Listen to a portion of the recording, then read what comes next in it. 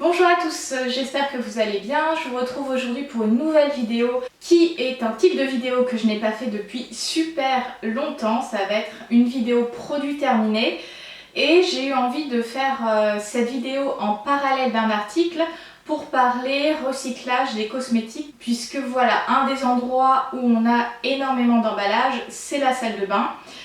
Même s'il y a des gestes qu'on peut mettre en place pour réduire ces déchets, personnellement je ne suis pas du tout zéro déchet dans la salle de bain. J'essaye toujours de réfléchir un petit peu plus en termes d'emballage, éviter le plastique, si je trouve un équivalent, sans film plastique autour de l'emballage, etc. J'essaye toujours de privilégier ces options-là, mais malheureusement, dans la salle de bain, il y a quand même des produits que j'utilise au quotidien qui sont avec emballage. Je reçois aussi quelques produits qui viennent avec du packaging. Et finalement, qu'est-ce qu'on peut en faire? Alors, l'article est complet, je vous mettrai le lien en box de description. Pour déjà vous donner quelques astuces, il y a des cosmétiques qu'on peut recycler dans les bacs jaunes pour tout ce qui est plastique, métal, carton.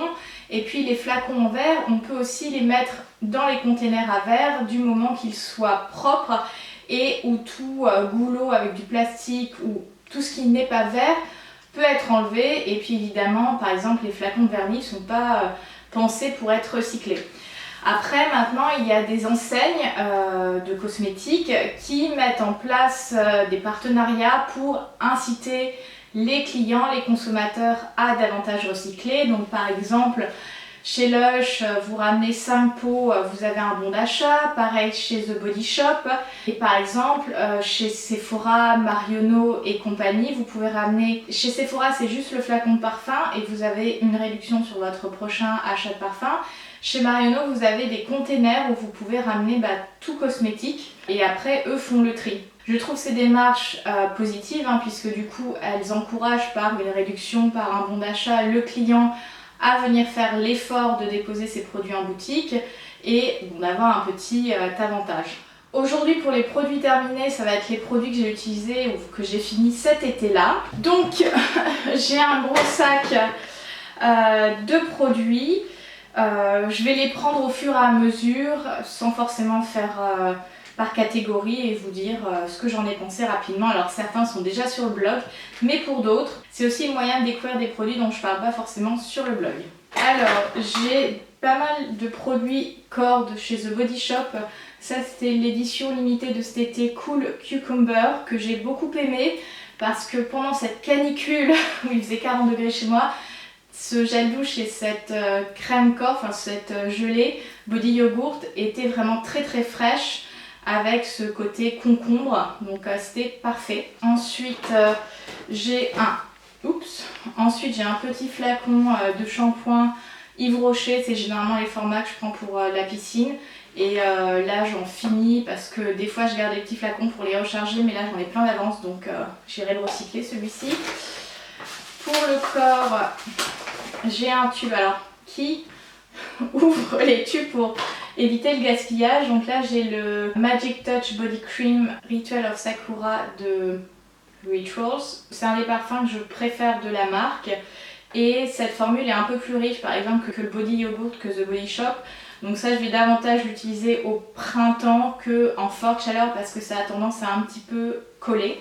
Toujours chez Rituals, le gel douche sous forme chantilly, donc il fait beaucoup de mousse. Ritual of Ayurveda, on m'offre toujours systématiquement un set de chez Rituals à mon anniversaire. Donc je l'ai utilisé récemment.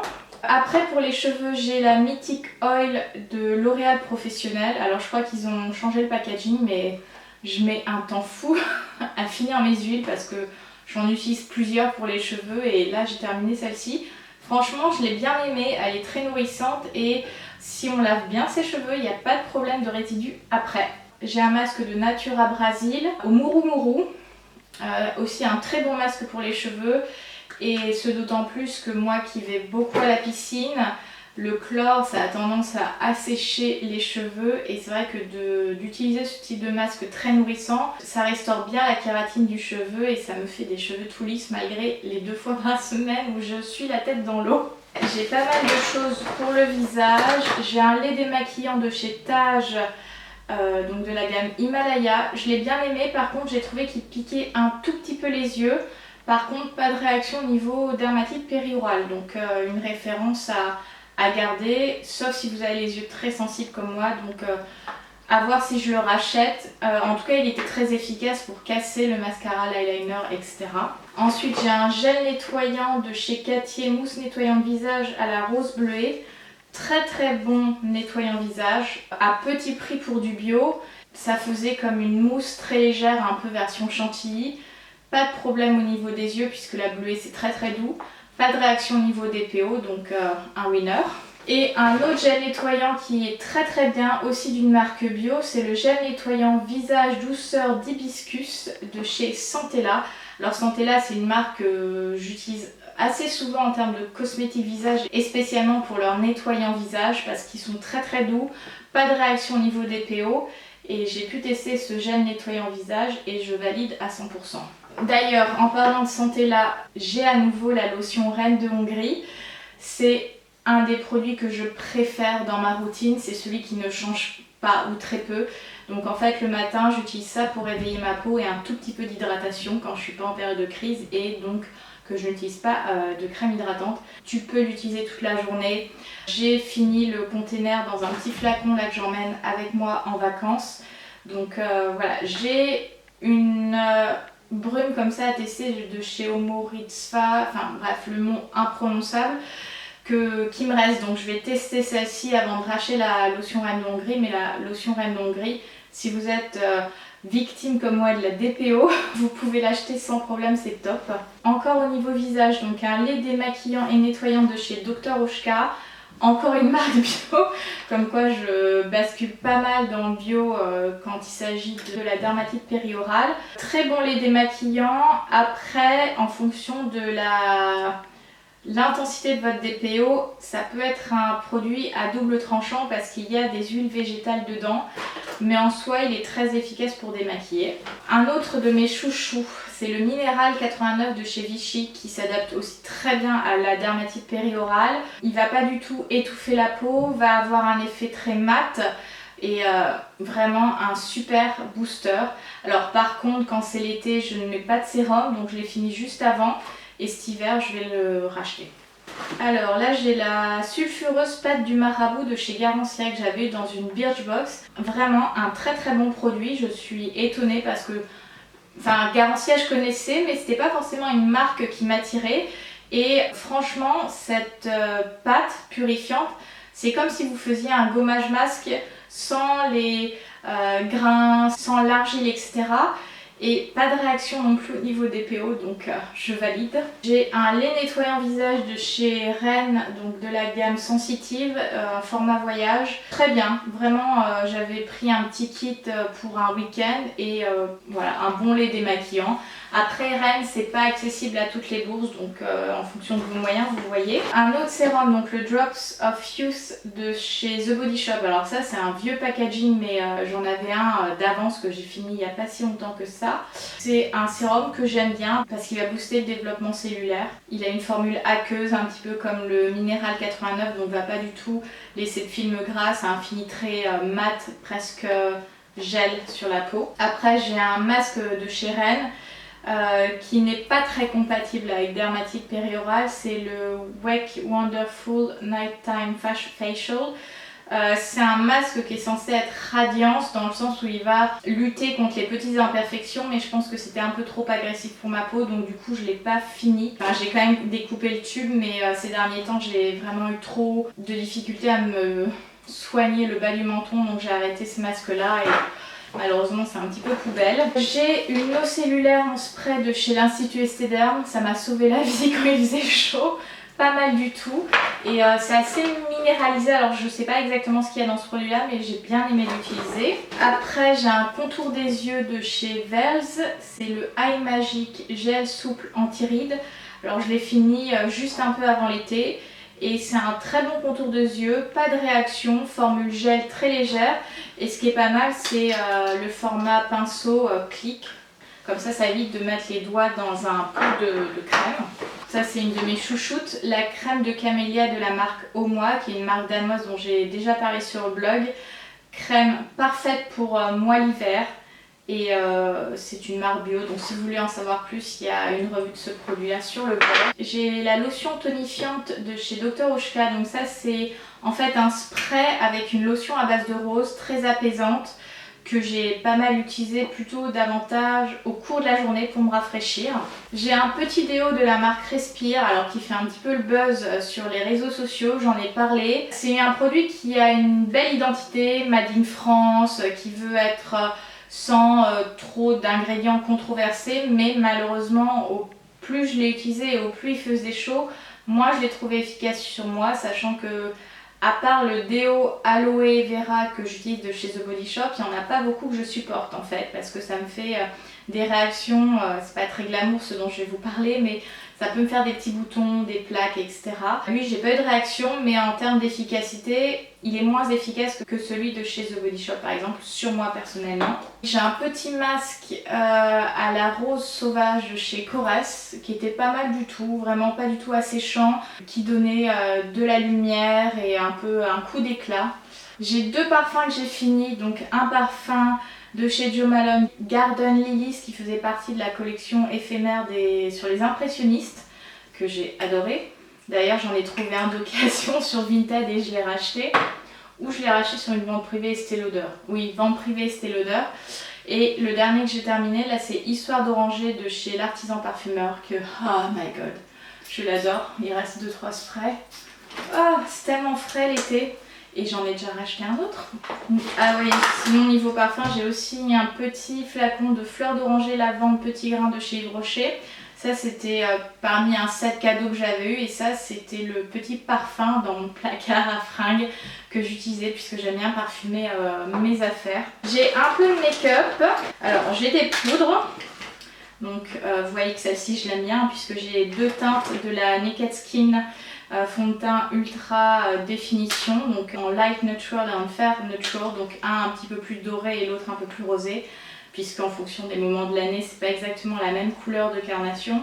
Très bonne poudre compacte de chez Soap & Glory, donc elle je m'en sépare parce que vraiment j'ai touché le fond et elle a toute séché, elle est plus très efficace à quoi que ce soit. J'ai un fond de teint compact de chez Uriage, donc crème d'eau compacte teintée avec un SPF 30 et vraiment très sympa à utiliser. Pourtant c'est pas le type de produit que j'aurais acheté spontanément, mais je l'ai reçu de la marque et comme vous pouvez voir je l'ai beaucoup utilisé, surtout cet hiver. C'était vraiment très bien. J'ai des ombres à paupières en stick. Donc une de chez Marc Jacobs, je sais pas si je la rachèterai parce que j'ai trouvé qu'elle séchait un peu vite et maintenant j'ai testé les By Terry que je préfère beaucoup plus. J'ai un produit sourcil de chez The Body Shop, non, enfin je disais que c'est une ombre à paupières, non c'est produit sourcil, c'est le crayon de contour sourcil 3 en 1 Brow Sculpt. Donc d'un côté vous aviez une sorte de petite ombre à paupières. Vous aviez un crayon et un mascara. Le mascara, le gros fail, vraiment je ne l'ai pas du tout utilisé. Je ne rachèterai pas. J'ai un crayon sourcil de chez Anastasia Beverly Hills, la Brow Wiz, qui est pas mal, mais j'en ai testé des mieux. Donc je pense que pour le prix on peut trouver vraiment quelque chose de mieux. Après c'est un bon produit à sourcils, mais voilà. Un anti-cerne de chez Ambriolis, les soins correcteurs anti-cerne. Très bon anti-cerne. Il m'en reste encore un d'ailleurs. Des mascaras. J'ai un mascara sourcil de chez Studio Makeup. Très bon petit mascara à sourcils avec une brosse toute petite, un petit peu conique, vraiment très adaptée aux sourcils. J'ai le mascara de chez Bowl, donc le mascara Jungle, qui a eu un prix de la beauté et franchement au fur et à mesure il m'a beaucoup déçue. C'est une bonne entrée de gamme, enfin en termes de prix il est assez attractif. Mais personnellement, sur moi, il ne tient pas du tout. À chaque fois, au bout d'une heure ou deux, j'avais les yeux de panda. Donc je ne l'ai pas fini, mais je le mets quand même à la poubelle, au recyclage, parce qu'il n'est pas du tout adapté à moi. Ensuite, il y a un petit mascara de chez Too Faced, Better Than Sex. Il est pas mal, mais je comprends pas tout l'engouement autour de ce mascara, parce que Better Than Sex... Non, tu m'excuses, il est pas mieux que le sexe. Il est pas mal, mais c'est pas un mascara que je trouve extraordinaire. Je trouve qu'il y en a d'autres sur le marché qui sont bien meilleurs. J'ai aussi un mascara de chez L'Oréal, donc le False Lashes X Fiber. Pas mal, mais pareil, bon j'avais acheté ça parce qu'il était waterproof. Mais bon, pas exceptionnel non plus, mais ce qui est pas mal c'est qu'il fait pas de paquet. Alors un petit que j'aime beaucoup c'est le Happy Go Lash de chez The Body Shop. Il ne fait pas de paquet, il est très nourrissant pour les cils et je trouve qu'il tient très bien. Donc j'en ai racheté un autre lors d'une promo. Un de chez The Body Shop encore, le Lash Hero, mais sur moi pareil il ne tient pas. Donc je ne l'ai pas fini mais je m'en sépare. J'ai aussi une base d'ombre à paupières, donc celle de chez NARS qui est bien. Mais je crois que je préfère la Primer Passion de chez Urban Decay. Je me sépare aussi de cette ombre à paupières Louboutin qui était tombée et qui est cassée. Et voilà. No comment sur ma maladresse, et vu le prix des ombres à paupières, t'es bien dégoûtée. J'ai un baume à lèvres à la Roche-Posay 50+ en Télios, donc quand il fait chaud, enfin quand il fait soleil, et, bref, un baume à lèvres à SPF. J'ai terminé aussi de chez Embryolisse le baume douceur lèvres que j'adore. Ce sont vraiment des super baumes à lèvres teintés. Et la teinte que je préfère c'est évidemment la nude. Il existe aussi la corail, c'est le nude universel qui convient à tout le monde, que vous ayez la peau claire, la peau foncée, que vous ayez les cheveux bruns, blonds, etc. C'est vraiment le nude parfait. Il tient bien, très hydratant et il a juste ce côté un petit peu brillant qui est parfait. Vraiment top. J'ai aussi terminé, la mine s'est cassée et il n'y en a plus, enfin il n'y en a presque plus et c'est tout sec, bref. C'est le Pillow Talk, le Lip Cheat de chez Charlotte Tilbury. Et j'ai profité d'une offre sur Fil Unique pour le racheter parce que je l'aime beaucoup. Après j'ai tout simplement un vernis transparent base de chez Emma, donc qui fait son boulot de vernis transparent. Et sinon j'ai un contour des yeux Vinésimé Élixir de temps, très bon contour des yeux, formule très légère, pas du tout grasse. Donc si vous cherchez quelque chose anti-âge, vous pouvez vraiment vous orienter sur cette gamme là, Élixir du temps. Oui, j'ai encore du mascara, le Chanel, c'est lequel celui-ci? Dimension de Chanel, très bon mascara. Alors t'as le prix de maquillage Chanel. On peut avoir des très bons mascaras pour moins cher, mais il est vraiment pas mal du tout. Et la brosse, toute simple, mais qui fait vraiment son boulot. Et après, j'ai un mascara, donc le Grandiose de chez Lancôme. Là, je dois m'en séparer parce qu'avec la chaleur, il a commencé vraiment à sécher et du coup, inutilisable. Il était vraiment pas mal. La brosse est intéressante, hein, c'est quelque chose d'assez unique. Après, à la rigueur, chez Lancôme, je préfère le mascara Big qui fait encore plus des cils waouh. J'ai un petit eyeliner pailleté de chez The Body Shop que j'utilisais pour les looks un petit peu extravagants, mais qui a séché. Et pareil, ça a séché, c'est plus utilisable, c'est le High Beam de chez Benefit qui était très tendance. Et maintenant je préfère d'autres highlighters comme celui de chez Becca, celui de chez Zao Makeup. Voilà, on a fait le tour de mes produits terminés. J'espère que ça vous aura plu, que ça vous aura donné des idées peut-être sur des achats cosmétiques, que ce soit soins visage, soins corps, soins cheveux ou make-up. Je pense par rapport aux produits notamment visage que j'ai utilisés et dont j'ai pas forcément fait de revue sur le blog. Je prépare un annuaire des cosmétiques que j'ai testés et qui sont validés en cas de DPO. Après, comme je dis souvent, ce qui ne me fait pas réagir ne garantit pas que ça ne vous fera pas réagir si vous souffrez de DPO, mais en tout cas ça peut vous faire une sorte de guide vers lequel vous tournez. Donc c'est en préparation et je pense que ce sera en ligne courant septembre, début octobre, et que j'alimenterai au fur et à mesure de mes tests, hein, même si je peux plus en faire beaucoup. Mais voilà, j'ai souvent des MP ou des mails, que ce soit sur les réseaux sociaux ou sur la boîte mail contact du blog, avec des demandes de qu'est-ce que tu utilises, est-ce que tu peux me conseiller des marques, etc. Donc de faire cet annuaire, ça permettra de gagner du temps pour moi, d'envoyer un lien et que finalement chacune puisse faire un peu tranquillement son shopping avec quelques marques de référence. Évidemment, si vous avez aimé cette vidéo, je vous invite à cliquer sur le bouton j'aime, à peut-être vous abonner et à aller checker du coup l'article sur le recyclage des cosmétiques pour que vous puissiez avoir peut-être de nouveaux réflexes. Je vous souhaite une excellente journée, je vous dis à très bientôt et moi je continue de profiter de mes vacances. Donc si vous voulez me suivre, c'est sur Instagram bien évidemment. Je vous dis à bientôt, bye!